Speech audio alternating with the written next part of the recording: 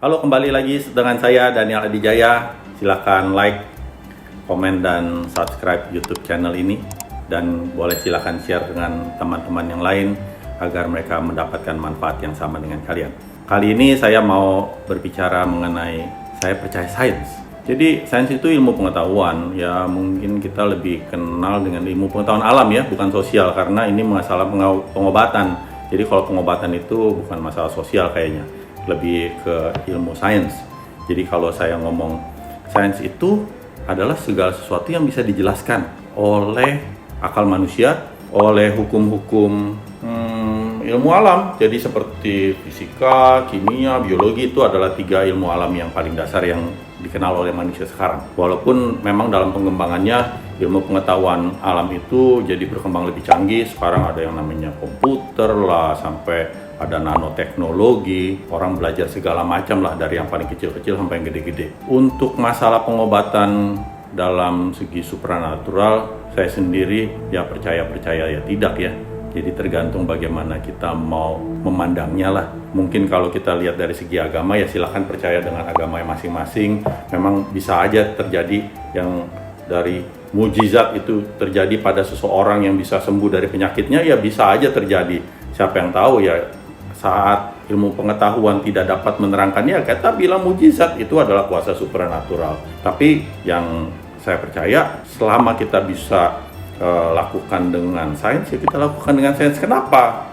Karena kita bisa ulang pada orang yang berbeda. Jadi kalau Pak mujizat, kita nggak begitu saja bisa, oh si A dapat mujizat, dia sembuh. Si B, wah mujizat harus terjadi juga, si B harus sembuh dengan cara yang sama. Kita tidak dapat mengatur untuk kekuatan supranatural seperti itu. Jadi kalau sains kan, oh kita lakukan A, metodenya begini, dia baik. Oh si B kita lakukan ini, dia bisa baik juga, karena dengan kondisi yang sama, mungkin dengan kondisi umur, kesehatan, dan segala macam yang mirip-mirip, maka dengan metode yang sama, dia akan bisa sembuh juga dengan cara metode yang sama. Itu kalau kita sebut masalah sains. Nah, contohnya supernatural, tolong matiin lampu yang ini.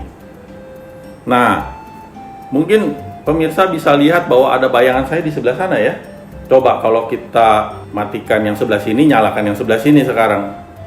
Nah, bayangan saya bisa pindah. Itu bukan kekuatan supernatural, itu cuma lampu dari kiri sama dari kanan, ya. Jadi tolong nyalakan lagi dua-duanya. Nah, seperti ini adalah kondisi pencahayaan normal. Jadi kita harus tahu bahwa ada kadang orang mengobati dengan pengobatan supernatural yang mengada-ada. Jadi, sepertinya itu luar biasa, ada seperti sains-sainsnya gitu ya, dengan menyebut nyenggol-nyenggol sains, padahal enggak. Seperti contoh efek dari bayangan tadi, bisa pindah dari kiri, bisa pindah kanan, kan itu cuma efek cahaya saja.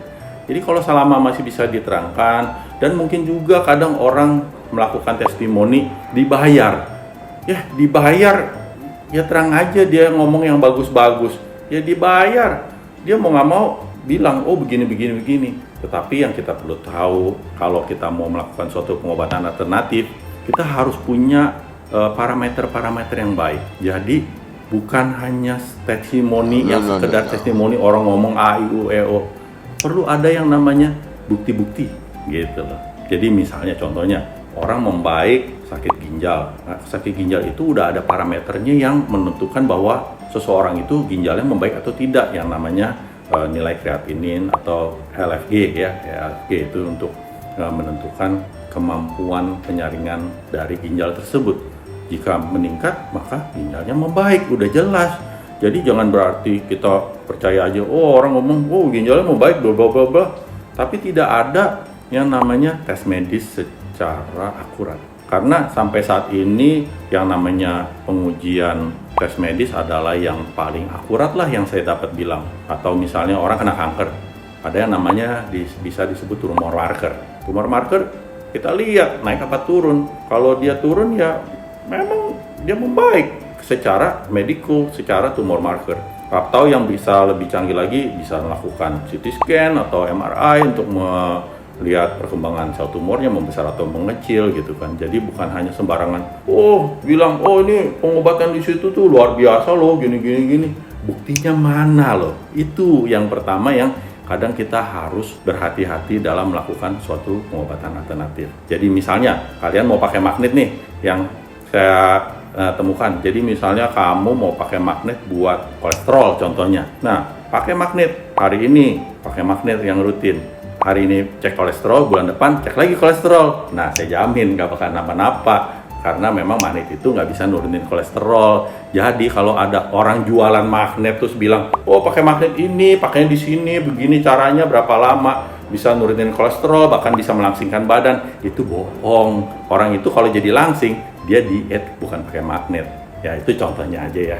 Oke, semoga dimengerti.